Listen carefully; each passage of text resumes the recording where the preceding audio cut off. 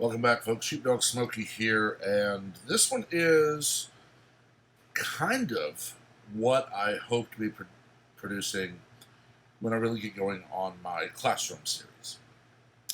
Because this one is not in response to a news article, it's not in response to a quote anyone said. This is simply a conversation that I was in where the topic of going to a 4-day work week and so on came up. And this is very much just base economic theory that I had to go on and talk about it. It's really been in the last century, almost exactly. It's been 82 years since really government started getting heavily involved in how workers are scheduled and such. Prior to 1938, there was no standard work week. There were no overtime laws. There was nothing. I mean, we had people working 60, 70 hours or more in factories and so on. And in 1938, it was the Fair Labor Standards Act, passed by Congress, that started this ball rolling. Because you see, that starts us on the path toward mandating 40 hours a week, or 5 8-hour days, be the standard work week. Anything above that has to be paid at overtime rate. And there are even some situations where you get to double overtime, where you're paid double pay or paid triple time. Holiday hours, where some businesses are not able to close on holidays. You have a lot of them that do. You have schools, banks, government offices. You have IT people who, on many cases, are not open on holidays. And for those, you're simply paid as if you worked. There are some companies, though, that can't close. I worked for a cell phone provider. I worked for a cable TV provider, for a hotel, for an airline, delivering pizza and other restaurant hours or restaurant jobs, to where none of those companies were closed on New Year's Day or Christmas, Thanksgiving, 4th of July, Memorial Day, all of those things. So we would be paid 8 hours no matter what for the holiday. Everybody was. Anybody who worked the holiday basically was paid double time. You were paid your regular everyday rate. And that was done basically to ensure fairness. Okay, everyone is treated the same. I know when I worked for the airline, and when I worked for the hotel, when I worked for the cell phone company, and when I worked for the cable TV provider, people would trade around their shifts because we were on a set work week. You would have the same 5 days on, the same shift every week. There was no retail coming in on Friday to find out what you're working on Monday. And I love that about it because it makes your life very easy. So, say my work week is Saturday to Wednesday. So I have Thursday, Friday off. And July 4th falls on a Saturday. Well, if I decide I want the 4th off, I could trade my shift to someone. I'm still going to get my 8 hours. And they're going to get their 8 hours, but they're also going to get paid for what they work. If I chose to do that, that's fine. Anyone who was off would be paid for their 8 hours. And they would generally have, a floating holiday that they would use later in the year because they were off on a regular holiday, so they didn't have to worry. Some companies just paid you, and others do it different ways. But now we have a push to mandate that no one may work more than 4 days a week, but their salary cannot change. So that's basically going to say if you work in retail making $15 an hour, well, at 40 hours a week, that is $600 a week. But if now you can only work 32 hours, they have to figure out what to change your hourly rate to so that you're still making $600 a week. It's going to be just under $20 an hour. For salaried people, those who don't have an hourly rate, whatever you work is whatever you work, they tend to actually get screwed a little on overtime. I have been a salaried manager in retail, and I would typically work anywhere from 50 to 60 hours a week, and my salary was capped. I didn't get overtime. There are some companies who actually do half-time overtime for salaried people to give them a little bit, but it's not much. So if you're salaried, your salary stays the same and you just work less. The problem with that is that in a supply and demand economy, in capitalist systems, companies are providing a good or a service that they then sell to the general population. Using a common example from every economics class I've taken, we'll go with the widget. Although I can show my age, and we'll go with this basically sprocket. For those who understand what that is, you're old, like I am, and you had an amazing childhood television schedule. But let's say in the sprocket factory, each employee produces 20 sprockets a day. So in the current work week, that is 100. At their base rate of, we'll go high, we'll say $20 an hour. That means that they are paying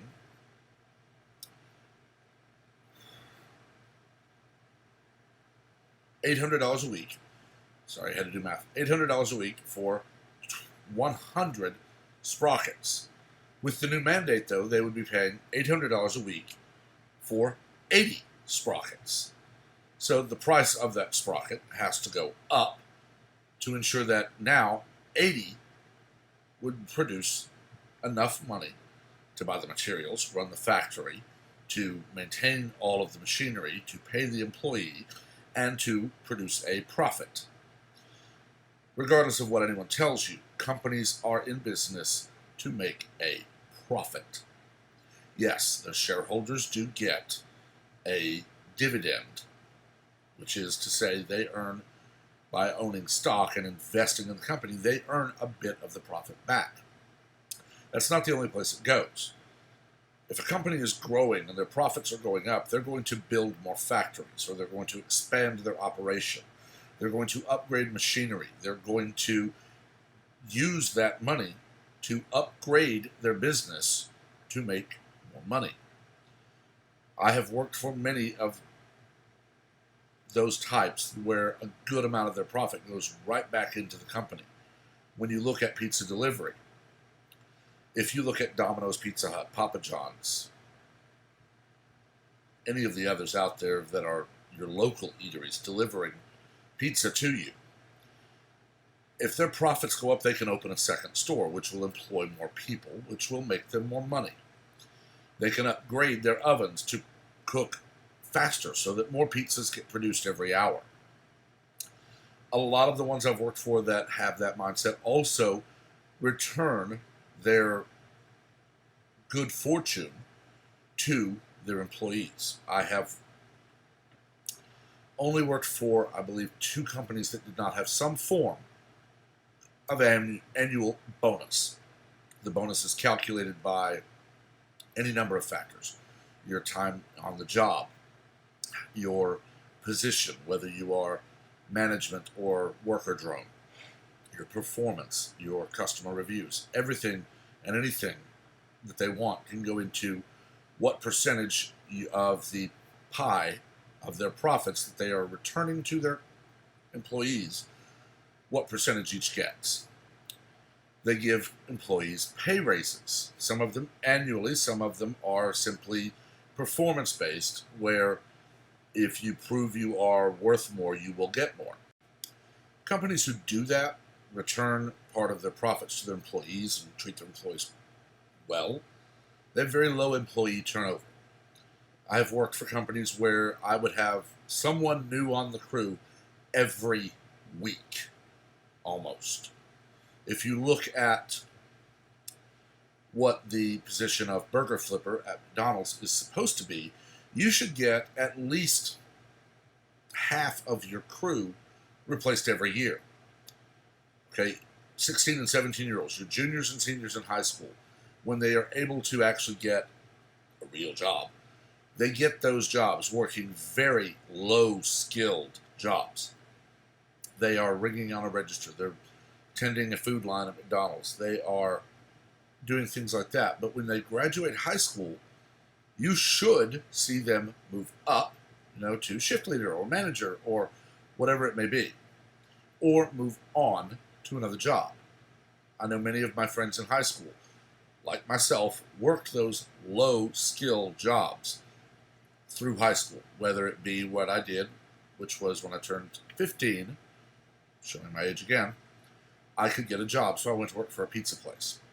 When I turned 16, I was able to get a job at a better company, and I moved to that company, and I was actually there 2 years. When I got out of high school, I went to college that first semester. I decided I didn't like school, so I just didn't go to class, and lo and behold, I failed. So I got a better job. I moved from worker drone on a register in retail to a shift lead, which is one step below supervisor.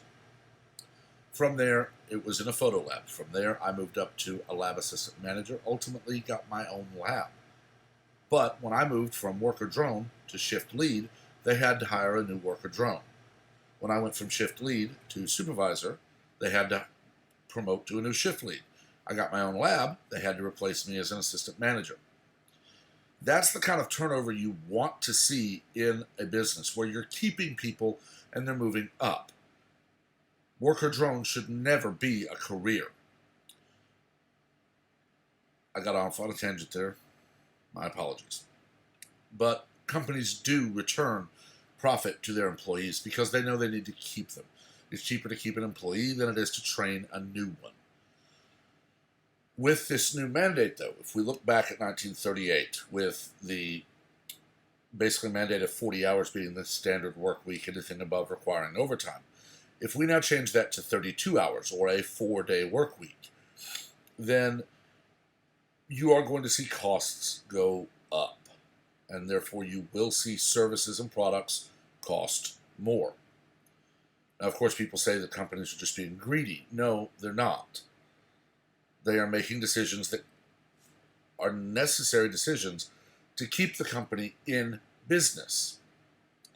Yes, I will admit that there are greedy people in the world, and those people sometimes do end up in decision-making positions in large companies.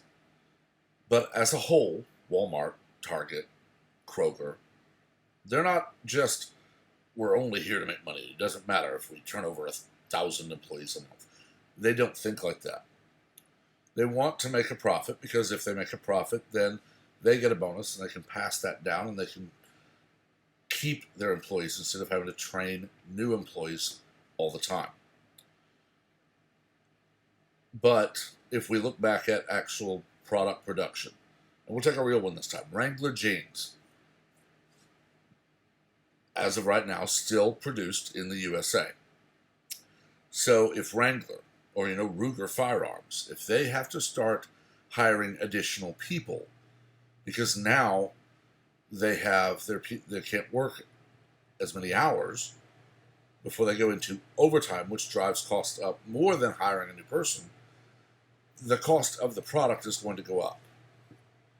I have been paying roughly $17 to $20 per pair of Wrangler jeans for a good long while. Their costs have not really changed. Their production has not really changed. They make good jeans.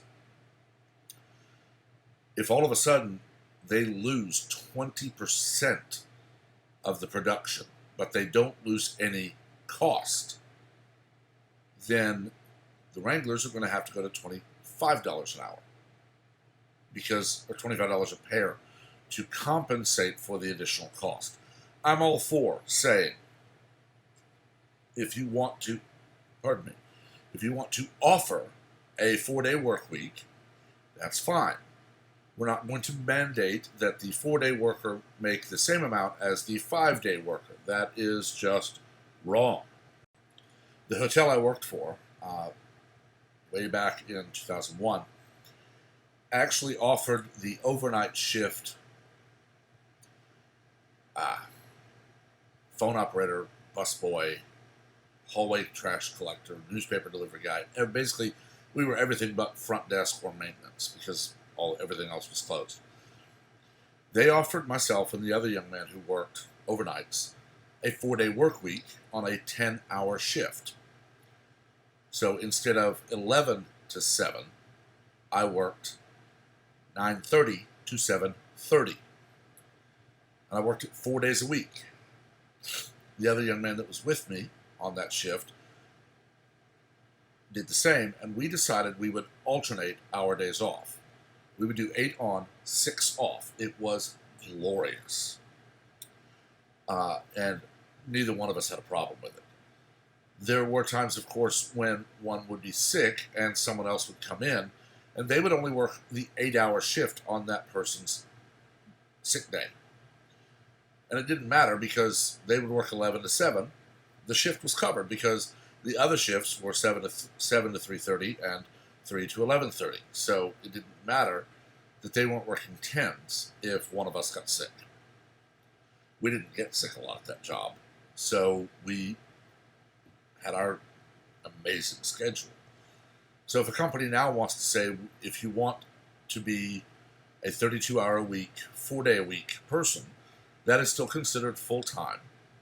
And in many companies, that's already the low bar for health benefits or earning vacation or the like. So that people still get their benefits, but they may not be working as much. Offer it. It's great.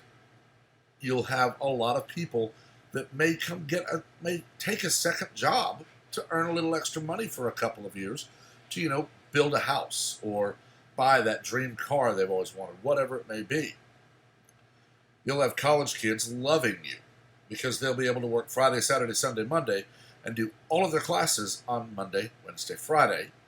They get all of their stuff done, and they have Tuesday, Wednesday, Thursday off. Crying out loud, I can remember 2 semesters of college where I did Tuesday, Thursday only. On a 12-hour schedule, 4 classes. That is 12 hours in 2 days. I mean, it's great. And yeah, I was in class 12 hours a day. But I didn't mind. No, 6 hours a day. Sorry, I was in class 6 hours a day, basically 8 to 2 every day. I didn't mind it at all because it gave me the ability to work more hours and put myself through college without sacrificing my class time. My boss was very accommodating. I did not work on Mondays or Wednesdays so that I could read, do my homework, get a good night's sleep, all that jazz the night before class. It's really just basic math is what it is. And it's what it should be.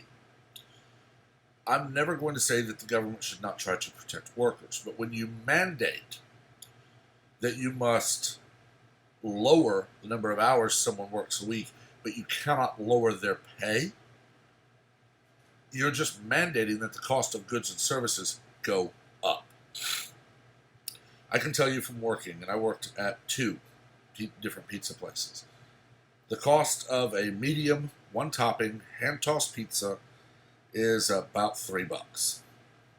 Okay?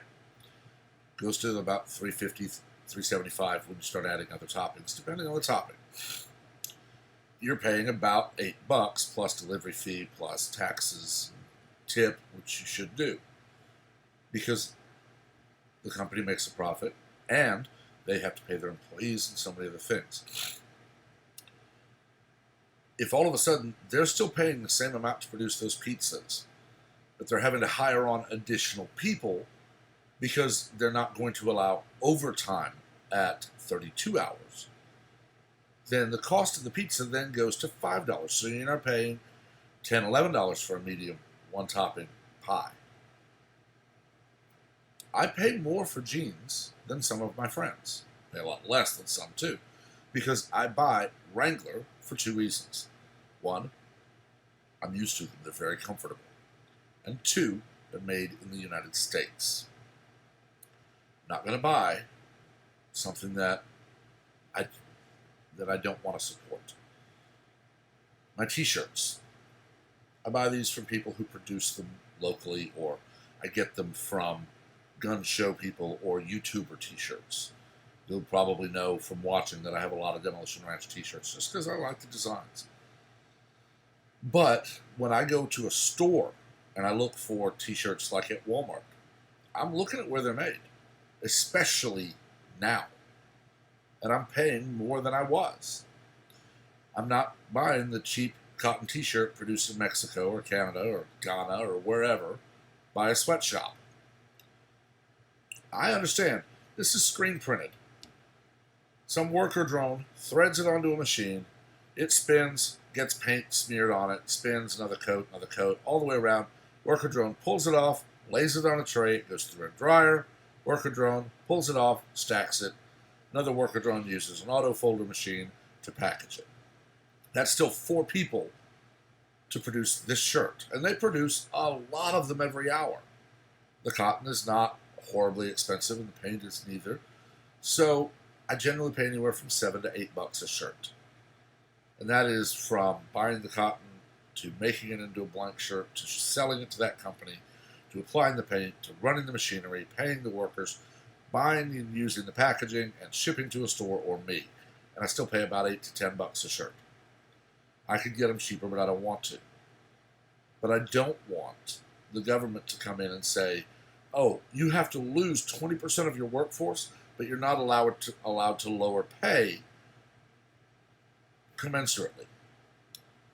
If you want to say overtime is at 32 hours, then you have to understand people's income is going to go down. Because companies are not going to allow 8 hours a week of overtime. That's just going to add 50% more costs 1 day a week.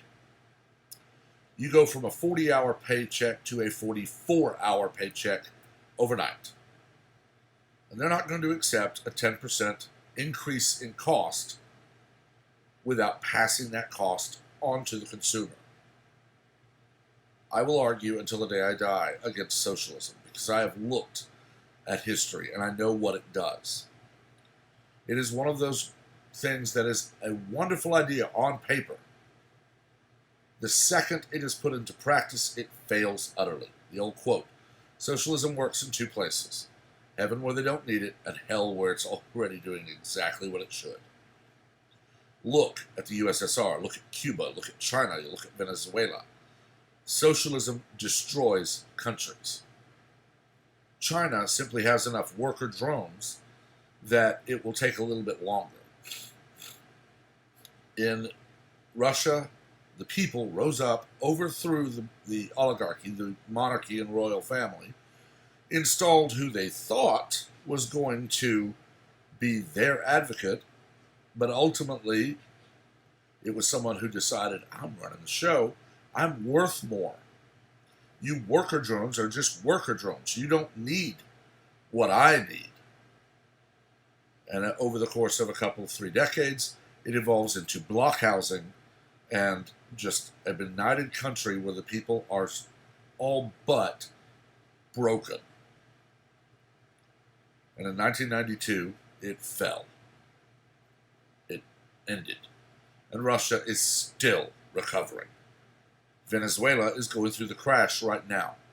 People are starving, eating garbage, because they cannot afford to buy food. Runaway inflation has literally devalued their currency to the point where it's better as toilet paper than paper money. You cannot just continue to print money. You cannot just oppress your people. You cannot just rule that this is fair and expect everything else to remain as it is. It's simple logic and simple math. If my cost goes up by 20%, or even the favorable idea of 10%, because you mandate overtime at 32 hours, so now my 5th day a week is the same as me working 12 because of overtime pay. then you will see companies crunch the math and they will come up with your pay if you work a 5-day week is this, because that equals what you're being paid now based on receiving overtime on your 5th day. And if you don't work the 5th day, your pay is the same as theirs. You just work 4 days and don't work the 5th and don't get paid. So someone working 40 hours a week, earning $400 a week, would still be working 40 hours a week and earning $400 a week. Their hourly rate would just go down to the right amount to where that 4 hours of time and a half means that you still earn exactly what you were before. You're just getting overtime that amounts to nothing. And I'm not going to say that the economy will collapse. I'm not going to say that because it wouldn't. It would evolve and shift and change to compensate. But you will see costs go up a bit. You will see bean counters figure out what the salary per hour needs to be so that your 40-hour week, if you work the 8 hours of overtime, is the same as it was before. It's useless. I am 100% with a lot of people. I come home tired. As it is now, I don't come home tired. I'm at home all day. But I would very much love to have no actual work, to be able to read, make videos, play video games, play with my dogs, build, travel. I would love that. But all of those things require money. You know, $300 video games console right there. Breath of the Wild was $60. So was Marvel Ultimate Alliance, and most of the others I've bought, but they range anywhere from $10 to $60. I work and I save up my money and then I buy a video game I want.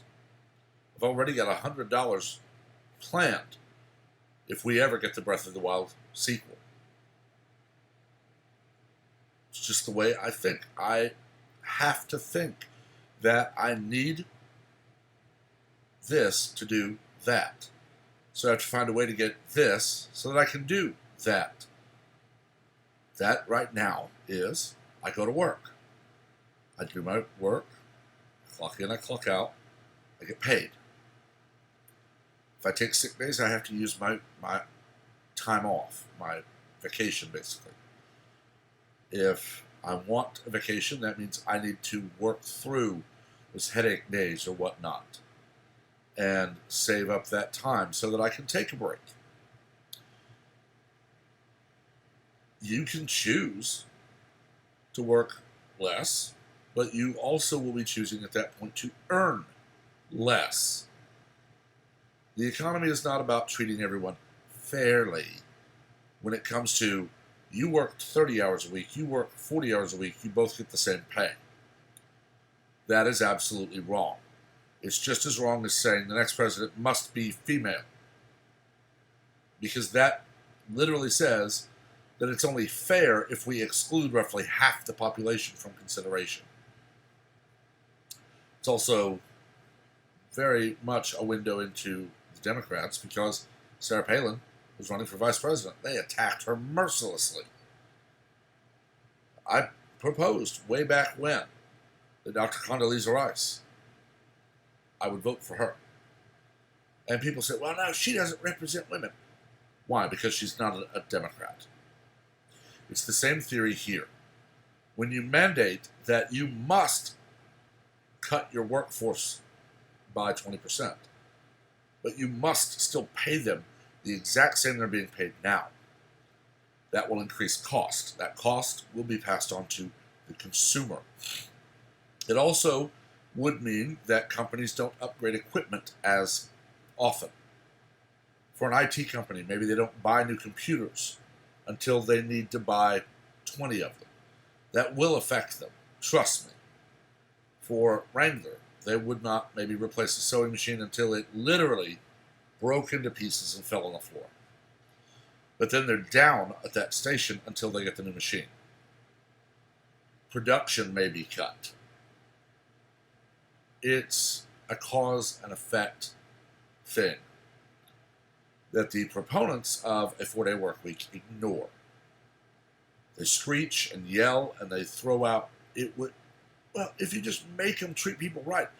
No, I'm sorry, you're wrong. Mandating that companies lose money is not treating people right. Just because you are not able to invest the same as Mark Cuban or Bill Gates or anyone else is able to, and thus earn money by risking your own money, that does not mean that they are greedy and should be punished. This push to punish people who have made a fortune because others are lazy is going to end horrifically. You will see investments go down. You'll see people selling stock and letting their money sit in a non-interest earning account so that they have no income. They just have their nest egg.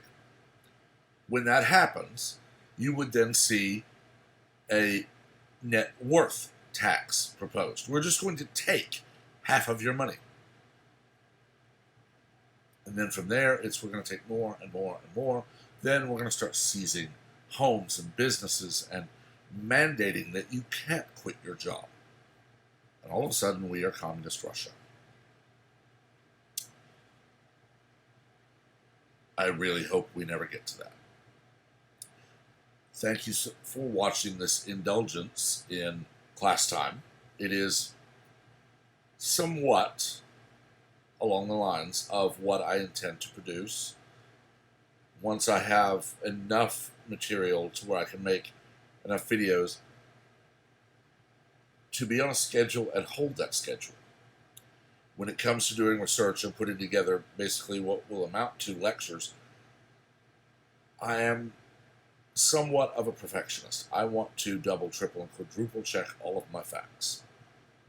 I'm doing that now, building a timeline.